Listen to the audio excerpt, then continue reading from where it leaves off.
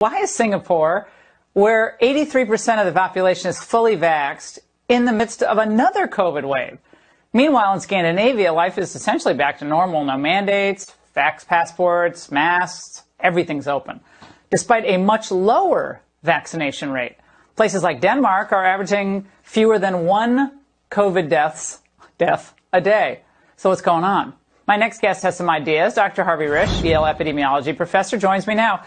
Dr. Risch, what is going on here? It's confusing to average Americans. Well, Singapore has done very well, very thorough in vaccinating its population, but the population has very little natural immunity. Hardly anybody got the infection in the first place, and now the vaccines are wearing off. The vaccine immunity has a finite lifespan of somewhere between 3 and 6 months, and it's losing that over time, and more people are getting infected again. People can get infected while the vax is working, fully, but they're relatively protected from very severe outcomes, which is a good thing by and large for the people who take it. But they really need much more natural immunity from the infection and going forward in order to prevent what they're seeing.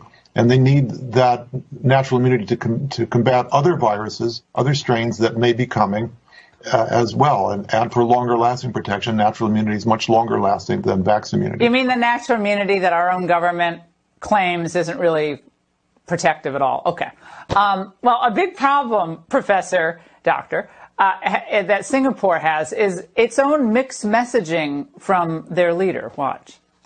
Cut back on social activities to slow the spread of the virus.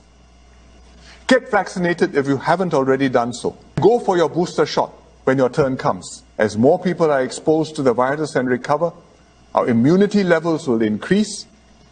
COVID will spread less quickly among us. Okay.